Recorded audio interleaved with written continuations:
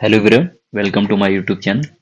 और आज हम सीरीज का जो कन्वर्जेंस है, डाइवर्जेंस है, उसको हम लोग डेलेम्बर्ट रेशियो टेस्ट से आज चेक करेंगे कि कौन सी सीरीज कन्वर्जेंस है और कौन सी सीरीज डाइवर्जेंट है। और डेलेम्बर्ट रेशियो टेस्ट का हम लोग प्रूफ भी देखेंगे। ठीक है, तो थ्योरम हमारा होता है डेलेम्बर्ट रेशियो टेस्ट का।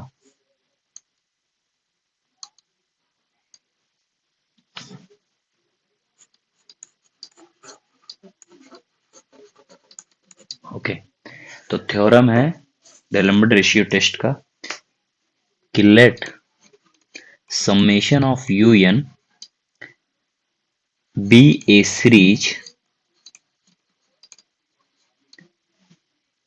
of positive term series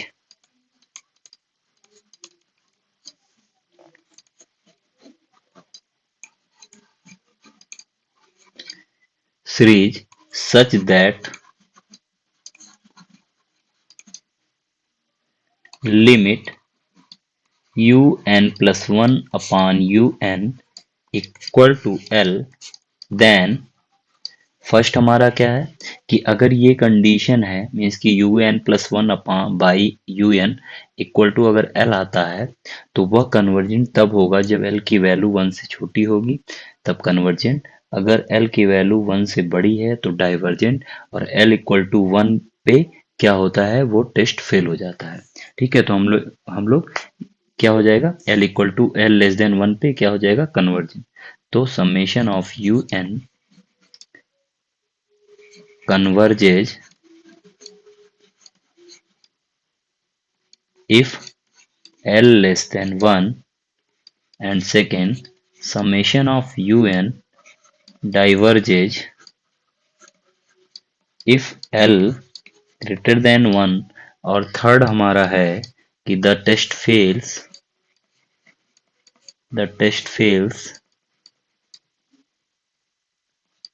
to decide the nature of the series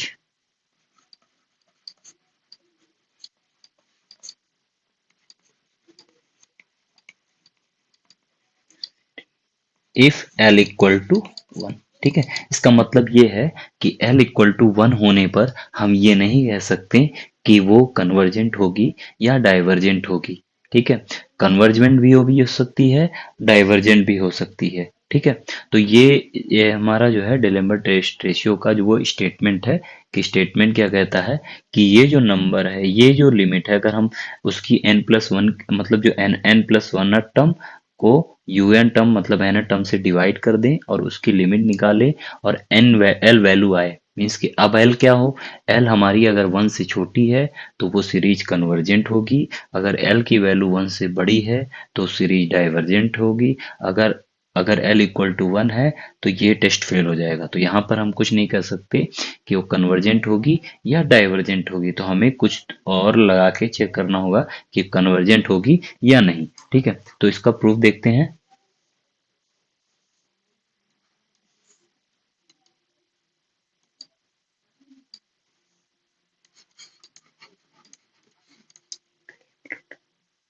तो प्रूफ है कि जो ये सारी सीरीज जो है वो पॉजिटिव टर्म सीरीज है, मीन्स की पॉजिटिव सन सीरीज है, यानी nth टर्म जो होगा वो हमारा क्या होगा, पॉजिटिव होगा फॉर ऑल n के लिए, मीन्स कि सारा जो है टर्म्स इसका जो है पॉजिटिव है।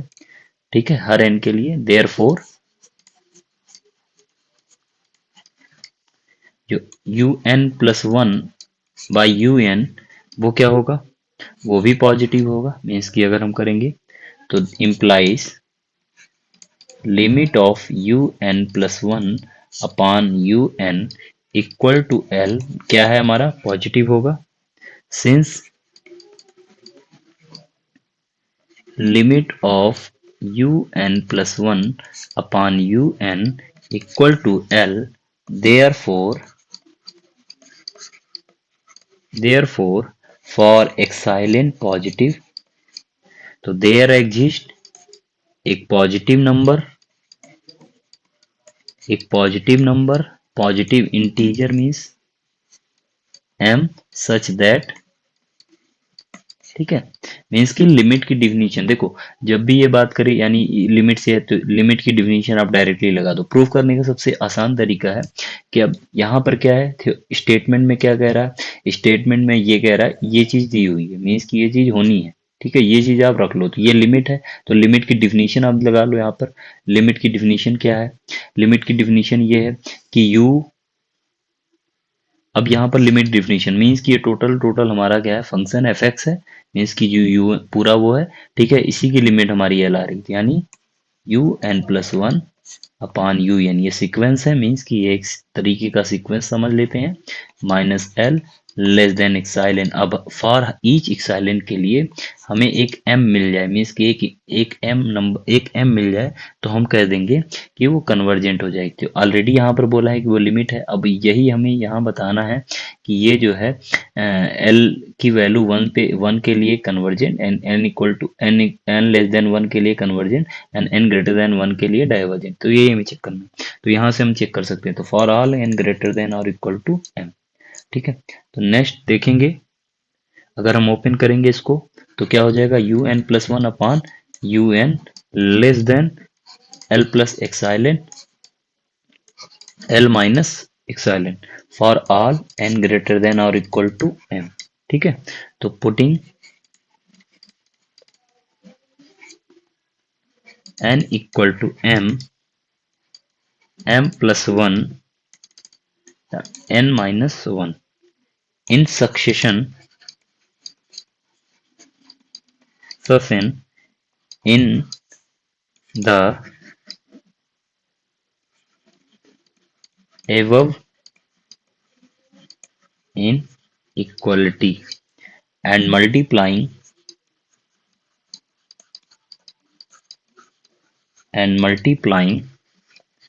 the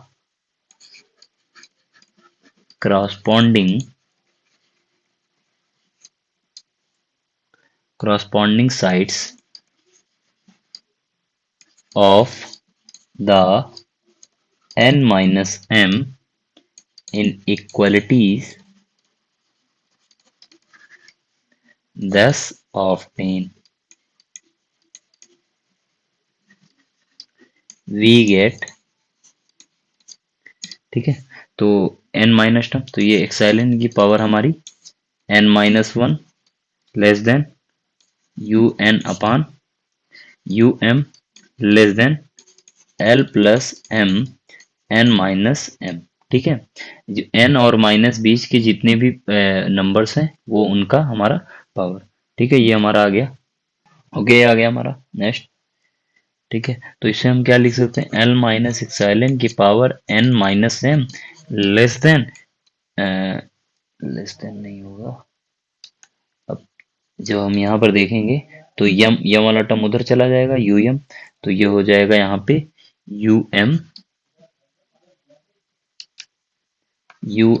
अपान, ये एम वाला टर्म है तो यानी नीचे आ जाएगा, तो एक्साइलेन, इसके हमें एम वाला टर्म नीचे लेके चले आना है, तो ये हो जाएगा हमारा एल माइनस एक्साइलेन की power M less than you N less than L plus epsilon की power N into U M upon L plus epsilon की पावर एम और for all N greater than और इक्वल टू एम।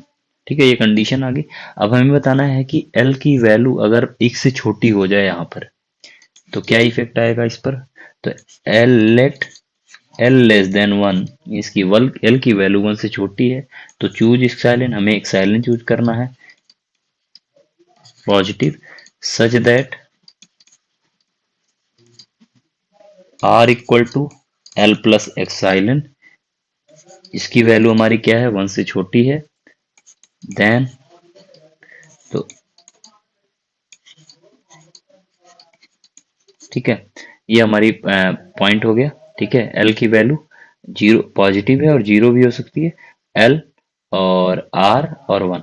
ठीक है, तो अब ये एक इक्वेशन हमारा, इक्वेशन ए मान लेते हैं हम लोग इसको, तो from A we gate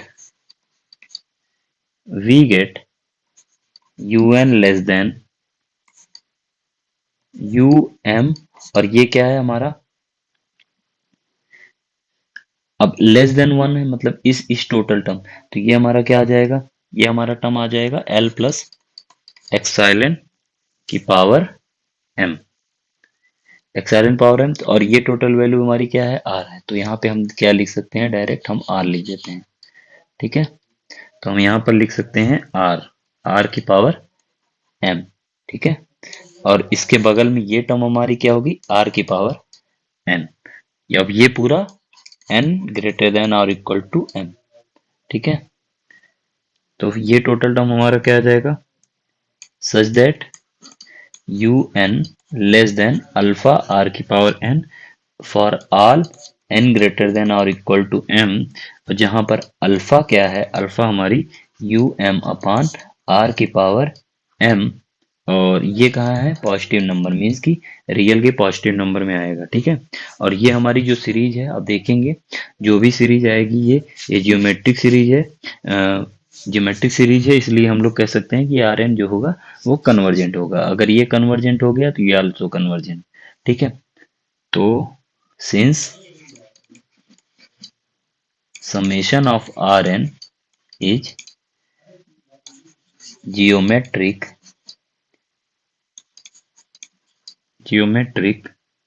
series, क्योंकि अब इस टर्म, ये टर्म क्या है, ये इससे छोटा है। अब ये सीरीज भी अगर कन्वर्जेंट होगी, मीन्स की summation of R N convergent है, और ये हम जान रहे हैं कि अल्फा जो वैल्यू आएगी वो एक नंबर आएगी, मीन्स एक नंबर आएगी। और नंबर कहाँ बिलोंग कर रही है, वो रियल प्लस में बिलोंग करेगी, क्योंकि पॉजिटिव टर्म सीरीज है तो पूरी पूरी, इसलिए अब ये आर एन जो सीरीज है, अब ये आर एन सीरीज है वो जियोमेट्रिक सीरीज है, और जियोमेट्रिक सीरीज है तो क्या होगी हमारी, जो है ज्योमेट्रिक सीरीज है तो कन्वर्जेंट होती है ज्योमेट्रिक सीरीज, अगर उसकी क्वांटिटी, इसकी जो क्वांटिटी है वो लेस देन वन से छोटी है, मीन्स कि अगर वो वन से छोटी है तो हम डायरेक्टली कह सकते हैं कि कन्वर्जेंट होगी। तो यहाँ पे क्या है कि यहाँ पे हम डायरेक्ट बोल सकते हैं कि कन्वर्जेंट होगी, जैसा कि हमने पिछले प्रूफ में बताया था। Geometric series with common ratio less than unity, तो summation of R N is convergent, is convergent, hence by comparison test, hence by comparison test, the summation of un is convergent, means कि अगर l की value one से छोटी है तो हम कह देंगे कि समेशन ऑफ un जो होगा वो कन्वर्जेंट होगा। नेक्स्ट है हमारा कि let L greater than one, means कि L की वैल्यू वन से बड़ी हो जाए, तो चूज एक्साइलेंट, फिर सेम सिमिलर वही काम करेंगे, एक्साइलेंट जो कि पॉजिटिव है, such that R equal to L minus epsilon जो कि वन से बड़ी है। तो फ्रॉम ए इक्वेशन था वो हमारा क्या हो जाएगा, we get U M upon R की पावर एम इंटू आर की power N less than you N for all N greater than और इक्वल टू एम।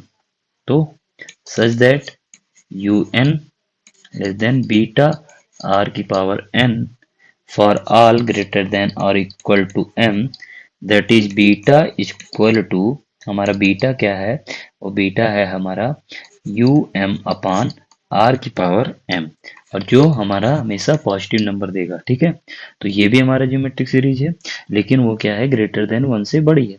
तो ज्योमेट्रिक सीरीज है ग्रेटर देन वन से बड़ी है, इसका मतलब ये डाइवर्जेंट। तो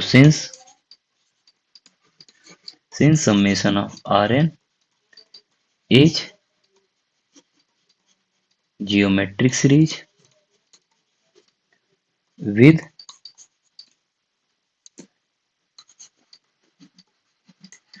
common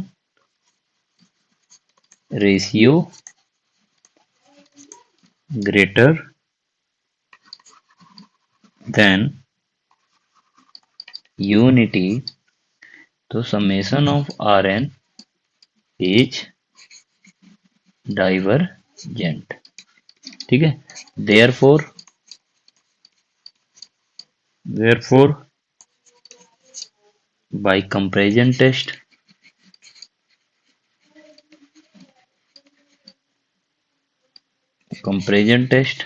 summation of un is divergent। Okay, summation of un is divergent. अब चेक कर लेते हैं r इक्वल टू 1 के लिए अगर हम एक काउंटर एग्जांपल दे दें तो हमारा प्रूफ हो जाएगा। तो तीसरा जो है, लेट l इक्वल टू 1। ठीक है, तो हम समेशन ऑफ un ले लेते हैं series un equal to 1 by N square.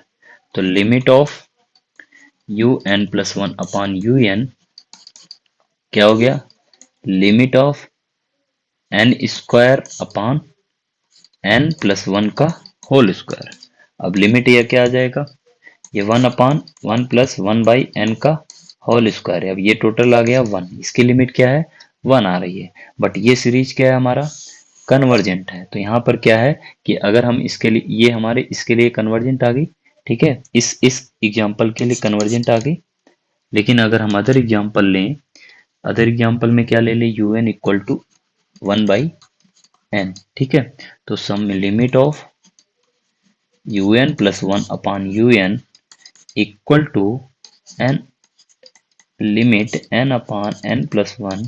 अब इसकी लिमिट क्या आ गई 1। ठीक है, तो अब ये, लेकिन ये सीरीज क्या, ये सीरीज क्या है, अगर हम सीरीज की बात करें U N equal to series 1 by N divergent. तो L इक्वल टू 1 के लिए हम ये नहीं कह सकते कि कन्वर्जेंट हो या डाइवर्जेंट है। तो कोई भी पार्ट हो सकता है, डाइवर्जेंट भी हो सकता है, कन्वर्जेंट भी हो सकता है। तो ये बहुत इंपॉर्टेंट थ्योरम है एग्जाम पर्पज से। ठीक है, तो एक एग्जाम्पल देख लेते हैं, बाकी जो हमारा नेक्स्ट लेक्चर होगा वो एग्जाम्पल से ही होगा। लेकिन हम इस थ्योरम को समझने के लिए एक एग्जाम्पल देख लेते हैं। ठीक है, तो एग्जाम्पल हमारा है फॉर की test for convergence the series 1 plus 2 की power p upon 2 factorial plus 3 की power p upon 3 factorial plus 4 की power p upon 4 factorial plus dot dot. इसको हमें कन्वर्जन दिखाना है कि कन्वर्जेंस टेस्ट करना है कि कन्वर्जेंस है या नहीं। तो हमारा जो n टर्म होगा वो हमारा क्या होगा, n की power p upon n factorial, और n प्लस 1 टर्म क्या होगा, n प्लस 1 की पावर p और अपॉन n प्लस 1 फैक्टोरियल। ठीक है, तो u n plus 1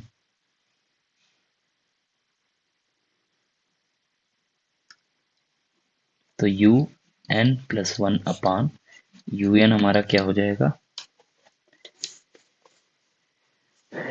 u n plus 1 upon u n क्या हो जाएगा, n प्लस 1 की पावर p और n plus 1 factorial into n की पावर n फैक्टोरियल और अपान n की पावर p। ठीक है, जब बटे डिवाइड करेंगे तो ये ऊपर टर्म चला जाएगा। तो ये हमारा क्या आ गया, n फैक्टोरियल यानी पूरा आ जाएगा n प्लस 1 और अपान अपान ये टर्म आ गया हमारा p और n फैक्टोरियल और n प्लस 1 यानी n प्लस 1 आ जाएगा यहाँ पर, और ये n की पावर p। ठीक है, अब लिमिट लगाएंगे, हमारा क्या आ जाएगा, लिमिट ऑफ n की पावर p कॉमन ले ले, 1 अपान n की पावर p और अपान n प्लस 1। ठीक है, लिमिट लगाने पे क्या हो जाएगा, n टेंस टू इन्फिनिटी पे ये वैल्यू क्या आ जाएगी, n टेंस टू इन्फिनिटी पे ये वैल्यू आ जाएगी 0। और 0 क्या है, 1 से छोटा है, यानी ये हो गया हमारा कन्वर्जेंट। ठीक है, तो ये हमारी सीरीज हो गई कन्वर्जेंट। तो hence by ratio test, the Lambert ratio test, the series summation of un is convergent. ठीक है, ये टोटल क्वेश्चन हो गया. Okay, thank you.